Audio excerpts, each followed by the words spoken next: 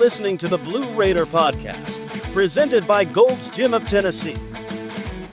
Your all-access pass to everything Middle Tennessee sports, game recaps, player spotlights, and the latest from the heart of Blue Raider Nation. Now, here's your host, Jay Golden.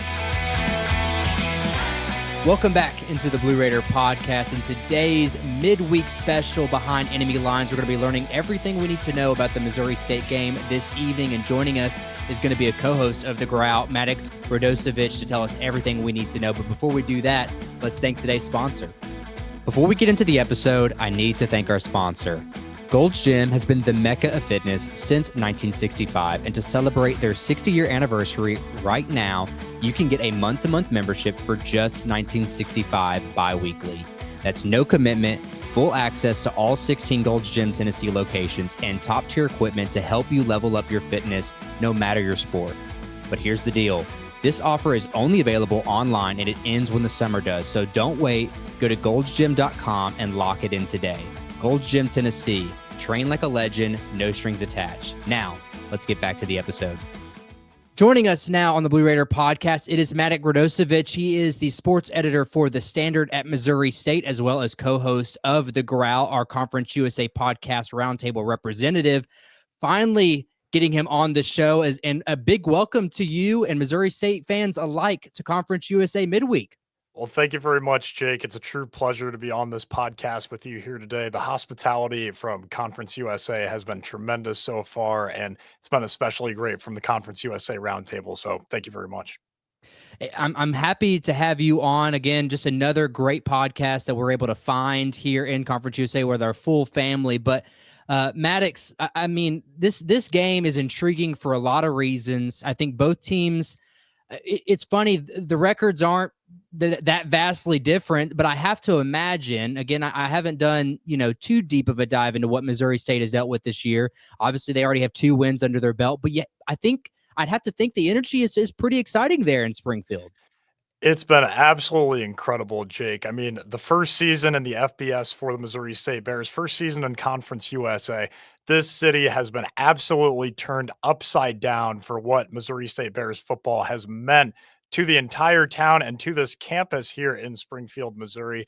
It's just been an unbelievable environment, more fans than you could ever imagine coming to Robert W. Plaster Stadium. The community is riled up about what this team is doing right now.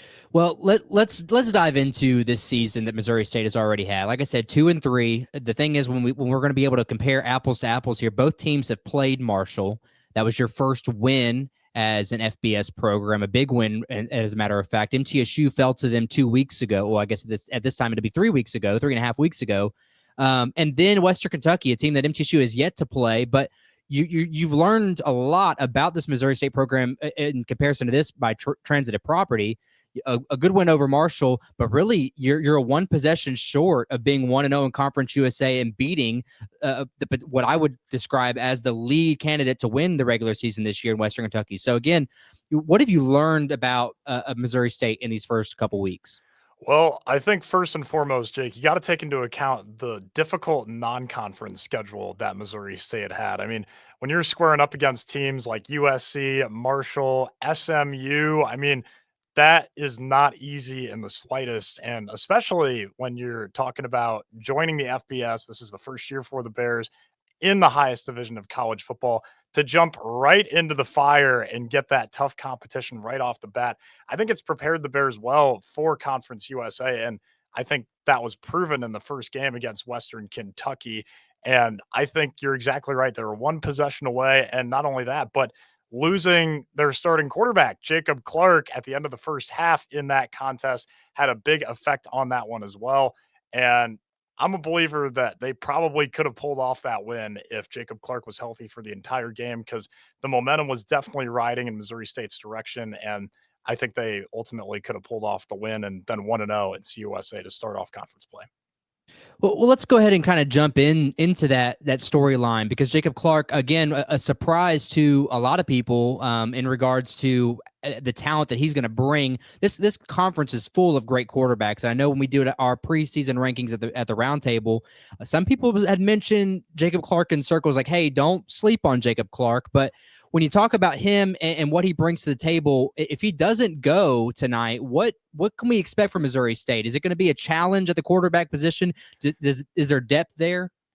Jake, you're going to see a completely different game plan if Jacob Clark is not able to play in tonight's game. You're going to get the backup Deuce Bailey, more than likely, the freshman from Bowling Green, Kentucky. And we saw him play for the second half against Western Kentucky, and we witnessed that script flip for the Bears offensively. You saw a lot less aerial attack from the Bears, much more ground heavy. Shamari Lawrence, the running back, transfer from FIU, heavily involved. And then Deuce Bailey as well, able to run with his legs. He's much more of a threat when he scrambles, so you got to look out for that. But he also is capable of throwing the ball down the field to hit Tristan Gardner, true freshman, for a touchdown pass against the Hilltoppers. One of the best plays of the entire season for Missouri State. One-handed catch in the back of the end zone by Gardner. And I'm excited if Deuce Bailey does end up getting the nod for tonight to see him go on the road and just take on that identity of not being afraid, not being worried about stepping into this environment, a road game, first road game for the Bears in CUSA. And I think it's just going to embody the entire identity this team has taken on for the entire year. They haven't been one bit afraid of the competition. And again, their non-conference schedule shows that. And I think that's the identity that this team needs to continue to embody.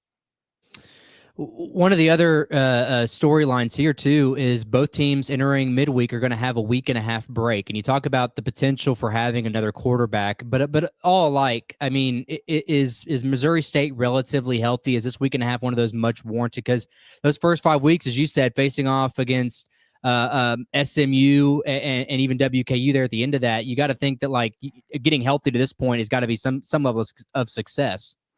It's probably something that Bears fans have not been grateful for enough, Jake, is the fact that the team is predominantly healthy. I mean, pretty much everybody on the defensive side of the ball is ready to go, and pretty much everybody on the offensive side as well, other than the big factor there, of course, with Jacob Clark, a little bit iffy there. But still, to walk through that non-conference schedule and to walk out pretty much unscathed, that is a win in and of itself. The other side too, let's get back to the offense. We talk about the scoring offense capabilities of this team. They're kind of middle of the pack when it comes to Conference USA, averaging just over 3 touchdowns a game. I think it's 21.7 points per game. I always take that with a grain of salt this early in conference play because you had to play USC, you had to play SMU. And then you even have a game like Martin in there where you score 42 points. So, you know, what does the offense really look like? But I think you let's ask that to you. You know, who are the key playmakers on this team that's going to make the offense run? And do you think that this offense is one that could be tops of Conference USA? I really do think it is, Jake. I mean, you've got weapons all over the field on this Bears offense. It was the part of this team that most people were excited about getting into this 2025 campaign. And it's kind of let fans down a little bit. The defense has been the side of the ball that the Bears have been most excited about ever since the season has begun.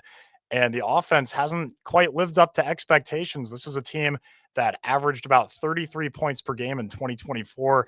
And it seemed like they were going to get a lot better. Of course, you're playing against FCS competition last year, but stepping into 2025, the offense, it's just had some problems. And the two biggest issues that have presented themselves have been third down and red zone conversions. And those two things have to come to an end rather quickly, no matter who's going to be under center in this one. And that's going to be something the team has to look forward to improving, because you can't go 2 for 12 on third down like they did against Western Kentucky, 0 for 12 against SMU, and then wind up in the red zone time and time again and just walk away with 3 points instead of 6 or 7. That is going to be the key for the Bears, those 2 points specifically. It certainly is going to be something to watch for, because MTSU in particular, one of the worst third down conversion teams on offense in Conference USA this year. So something's got to give this week. But on the defensive side for the Bears, again, you take it with a grain of salt when you give up over 70 points on the road to open the season. But again, holding SMU to 28, holding Marshall to 21. Marshall put up 42 against the Blue Raiders a couple weeks ago. So there's, again, your apples to apples comparison. But I guess defensively, holding Western Kentucky, who I assume, again, is going to be one of the top scoring offenses in Conference USA, to just 27 points. That's got to be something that the Bears can hang their hats on this year. Yeah, Jake, I gotta say, this defense is completely different than what the squad as a whole produced in week 1 against USC. I mean, I think everyone was concerned after that first game against the Trojans, letting up 73 points. And of course, you're talking about a Big Ten opponent, a Power 4 school. It's not going to be easy to shut them down, but it was fundamentals that they were struggling with in that first game of the year. And we haven't seen those issues pop up at all over the course of the last few weeks. And that's been really inspiring. I mean, you've got guys like Kanye Young who have just taken control of this unit. I mean, he was doing everything against Western Kentucky, and that's a big reason why they were limited to just 27 points. I mean, getting involved with tackles for losses, sacks, pass breakups, he was doing it all. And that is going to be the big piece of this defense going forward. He's the captain, and I think he makes the job of the secondary a lot easier as well. Guys like JJ O'Neal and McGuire Neal, those guys are able to do a lot better of a job when they have reliable from defensive linemen like DJ Westlock. It's really all starting to come together for this defense just because of Kanye Young's playmaking in particular. He's the glue that holds it all together.